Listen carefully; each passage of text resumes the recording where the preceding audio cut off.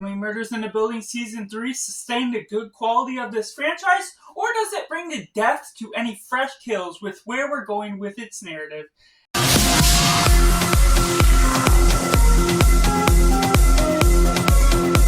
Everyone, welcome to Cinema, where we focus on a film. I'm Josh, this is Simply Cinema. Let me know down in the comments below what you thought of Only Murders in the Building Season 3, keeping it spoiler free. Do you like it? Do you not like it? Or is it somewhere right in the middle? Make sure to like this video if you enjoy it. Subscribe if you haven't already to join in the film culture community where we talk about the love of cinema as a whole. And getting right into synopsis. Death of the lead cast member causes a disturbance in Oliver Putnam's stage production. There goes about an investigation once again with Charles, Mabel, and Oliver trying to figure out who is the murderer of Ben. So get right into asking for this season. It continues on to be another solid season.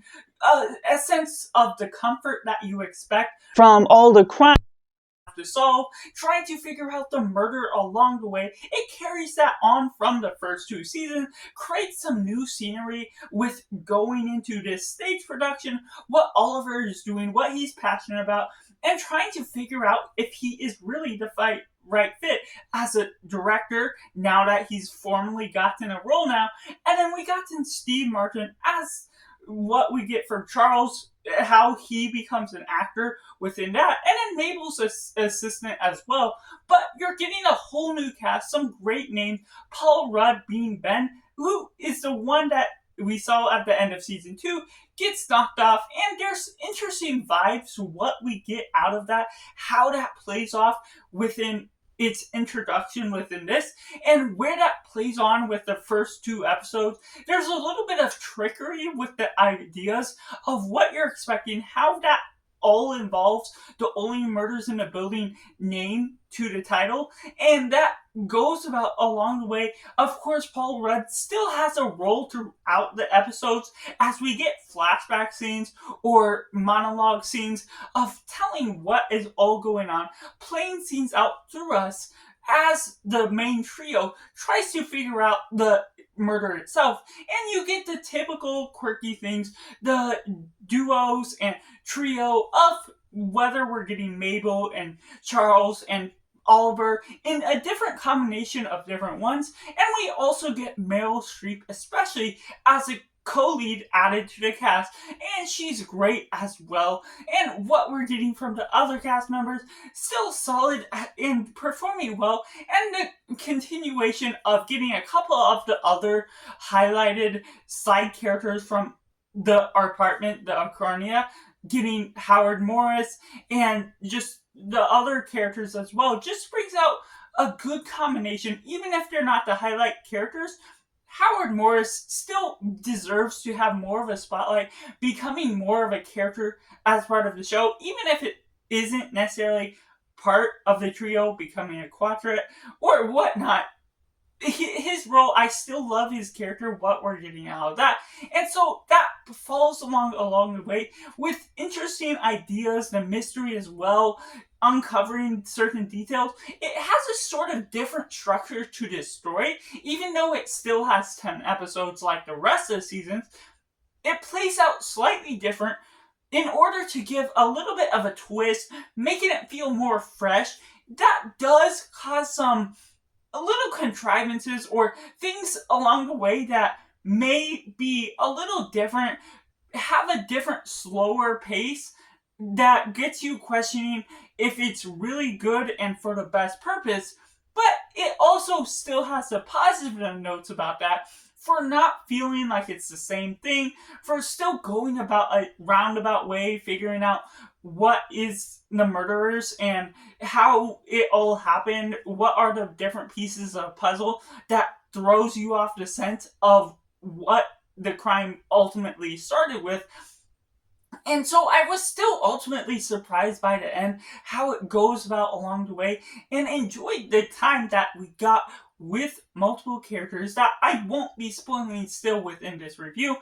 The murders, it made sense for the motive, certain things along the way, what you were getting out of that, and you're still getting the Arconia as part of the central essence of the film, because it's Only Murders in the Building, but we're also getting this new area, even though we're not expanding upon the Arconia like we did in Season 2 with the tunnels going through the hallways.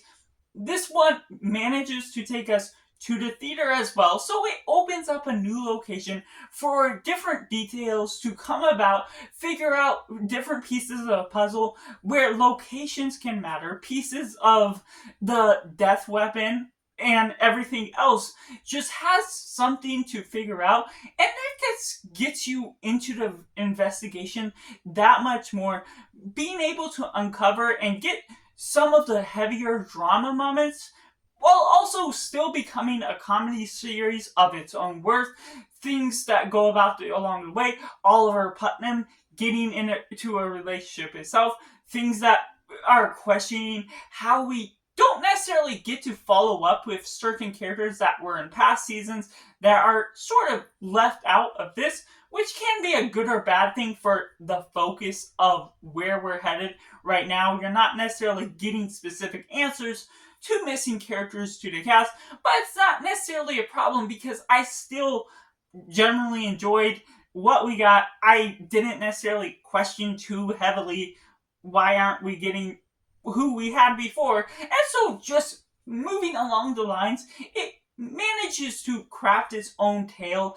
And while there's some pieces of a puzzle where pieces of history, we're not looking as much about Charles' past like we did in Season 1, and even more in Season 2, but it doesn't necessarily mean those things that happen, but it still leads you into a slight misunderstanding of the importance of some of those details because they become less important here.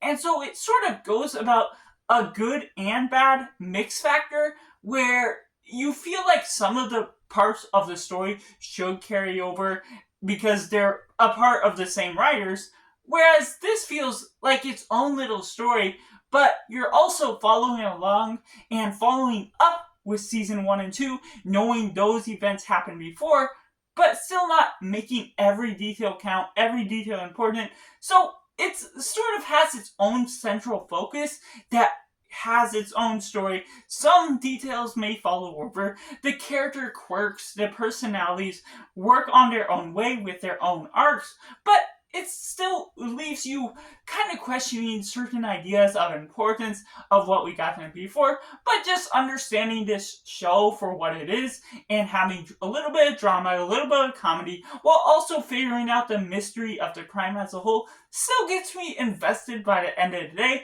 and really wanting to figure out and trying to figure out the pieces of the puzzle myself, even though I don't get as deep into it as they do for the sake of the show. I'm not making a billboard out of everything, but it still just generally hits the right notes at the right time. The music is melodious as usual, and so that's what really amplifies some of the moments for me, just winning over the actual vibes, even though some parts near the beginning have a little bit of a slower time and a couple missed episodes within the middle. Particularly episode 5, there is one kind of useless moment or a couple of parts that just feel lesser than I have experienced within some of the previous episodes of the other seasons. That makes it suddenly feel like there's a filler episode and not necessarily worth for the purpose of the season, not necessarily getting the exact chemistry that I'm wanting from the show itself. It doesn't feel like that it has to be completely gone from it because it's still building upon some downtime, what you're wanting to get out of new characters. But for my one-time watch of this season, I'm just still on the fence about certain moments here and there, even though as a whole, this show sort of still won me over by the end of the day, and therefore I have to rate Only Murders in the Building Season 3 as simply 7.5 out of 10. Let me know down in the comments below what you thought of this season. Was it good? Was it bad? Or somewhere in the middle? And let me know what your favorite episode of the show was as a whole. And we're still continuing on throughout season 4. I'm going to be really excited for seeing the end of where that all ends out. And I'll be reviewing that for this channel as well. So make sure to like this video if you enjoy it. Subscribe if you haven't already to join in film culture community where we talk about the love of cinema as a whole. So that's just all, and make sure to do yourself a favor and go watch a movie or even a TV show.